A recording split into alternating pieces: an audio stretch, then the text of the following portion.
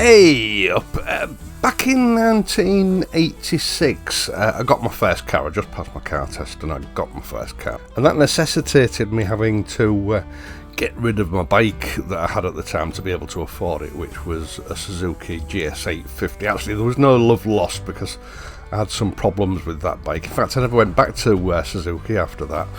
Now, in the interim, as a rat bike for winter use to get me to work, etc., I've got myself a Kawasaki Z200. I think it was a late 70s model, 79, something like that. I didn't pay much for it, about £120, something like that. It was a rusty little lump, but it was one of the most dependable little machines I've ever ridden. And I remember the exhaust rotted and fell off about halfway through ownership, and I replaced it with something off a Norton, I think it was, and just happened to fit. I had that bike for 2 years. Kawasaki claimed it was good for about 74 miles an hour, but the reality was 60 mile an hour was about your lot with that bike.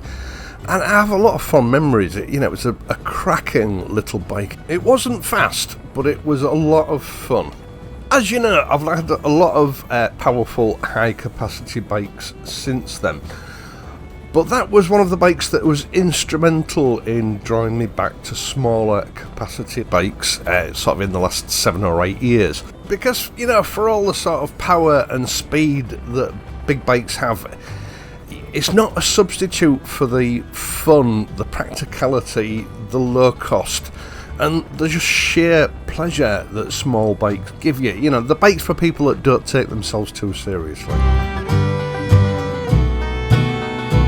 Now, you might remember back in April of this year, I made a video sort of announcing that Kawasaki had announced that they were releasing a new bike into the European and American market, the Kawasaki W230. And its sister model, which I think was a sort of a special edition, the Meguro S1.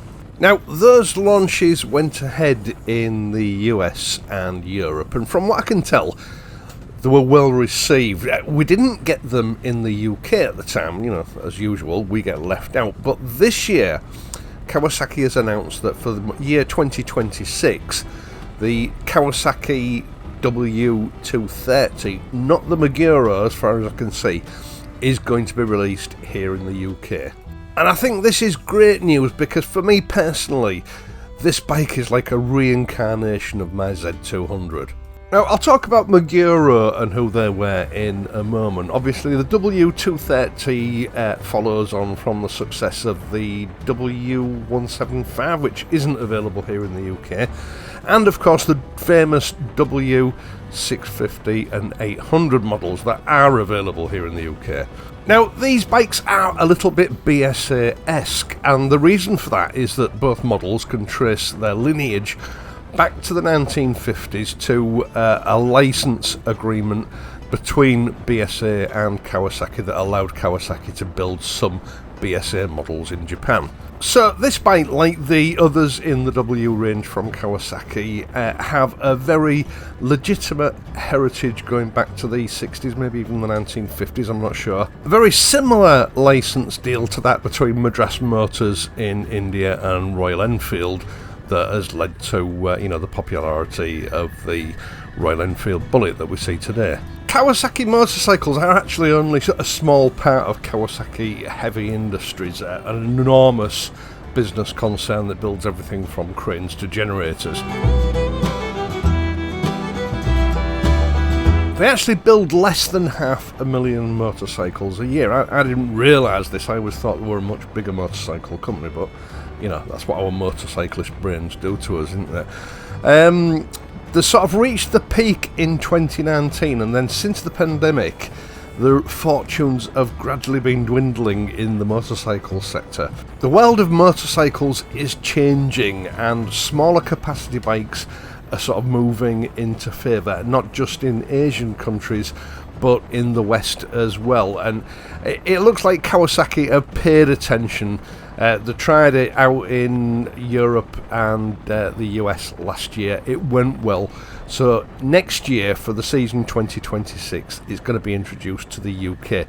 in limited numbers. Again, I think what they're doing here is they're just testing the waters. They don't want to go all out. Honda did a similar thing with the GB350 this year in the UK, and they sold the entire year's stock out within the first sort of 3 months of the year, trying it out to see how UK motorcyclists take to a small capacity offering from Kawasaki in the modern classic niche. Now, they've hedged the bets by borrowing an engine from their KLX 230 off-road machine. Though it does look like they've recast some elements or external elements of the engine to give it that sort of proper W model aesthetic.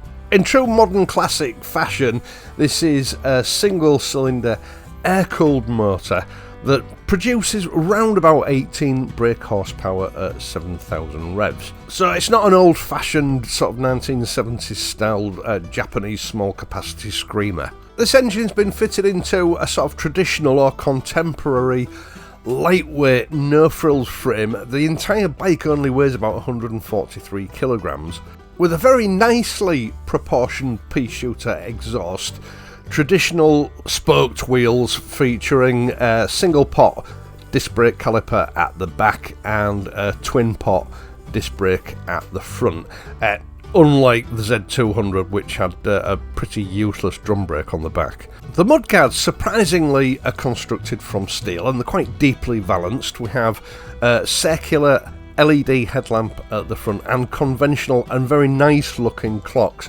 and going by the picture that we're looking at here, it would appear that this bike does have electronic traction control.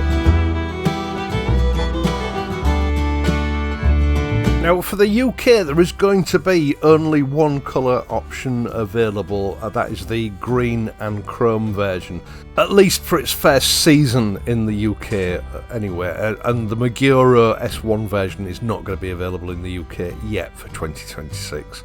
Now, everything that I've heard about the W230 so far is that it is an exceptional quality machine. We've got a period correct teardrop style fuel tank, conventional fork setup at the front, and twin shock absorbers adjustable for preload at the back. A classic 1960s, early 1970s roadster. Maximum torque developed by the engine is 19 Newton meters at 5,800 revs. And as far as late 1960s modern classic goes, I think Kawasaki have possibly captured the essence of those bikes better than anyone else so far. Now, I know to UK riders, 230cc's might seem like a bit of an oddball configuration, and it also, on paper, might not seem very inspiring. 18 brake horsepower, 19 Newton meters of torque, but the reality is this bike is about 25% lighter than something like the Royal Enfield Classic 350, and the reality of the top speed is that it's capable of around 72 miles an hour, which makes it as near as damn it on par with most of the 350s in the modern classic segment. It can compete with the larger bikes. And it's also quite a bit faster than my original contemporary Z200, which coincidentally pumped out about the same amount of horsepower. Although I would hazard a guess that it might be a little bit more susceptible to inclines and headwinds compared to its 350 rivals. Now, I ought to talk about the Meguro S1 version really before we go any further. As I say, it's not going to be available in the UK this year. I have a feeling we might see it in the future. Meguro was one of Japan's biggest and oldest motorcycle manufacturers back in the 1960s. From what I can remember, Kawasaki did collaborate them in Kawasaki's early days, and eventually Meguro did run into financial troubles and Kawasaki bought the name.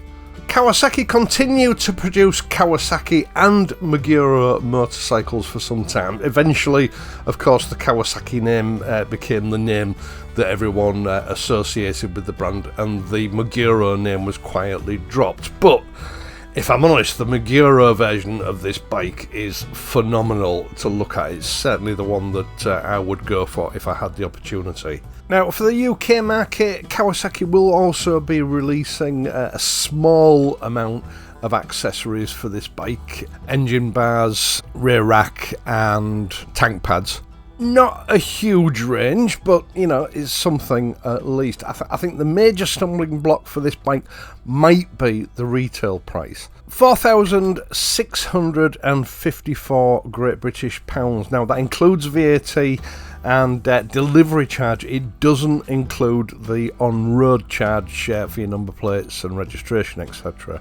So on the road, that is going to put it in the same sort of price bracket as a Royal Enfield Classic 350, a bike which I've already mooted is now looking a bit overpriced, especially since the likes of the GB 350 and the BSA Bantam came onto the scene, especially when you factor in that perceived performance disadvantage over the 350 models. But I think scarcity might run in Kawasaki's favour with this one. You know, they've already announced that it's only going to be limited numbers introduced into the UK, and I've already had comments on my last video from people saying that they've ordered one. So it does appear that this little Kawasaki is one of those bikes where, you know, what the heart wants, the heart gets applies. Now, I think we're seeing a bit of a sea change in European, UK and, of course, US motorcycling here. It sort of vindicates everything that I've been saying for the last 5 years, that, you know, the small capacity motorcycle is the future. Now, Royal Enfield initially dominated this segment. We're now seeing two of the major pairs from Japan move into this sector, and of course BSA from India. I know a lot of people seem to put their noses out of joint over this, but Royal Enfield didn't own that segment. They just occupied it while no one else was really paying attention to it. It was never their exclusive property. And I think at the end of the day, a bit of healthy competition is good for all of us when it comes to choosing a bike. Right, once again, thank you so much for taking the time to watch this and my other videos, and in doing so helping to support this channel. I really do appreciate it. I'd also appreciate it if you would leave a like and press the hype button on this video if it is available to you. It's becoming increasingly more important here on YouTube at the moment as the platform gradually changes. Now, you can help me out in other ways by my Patreon page and PayPal donations, details of which are in the video description down below.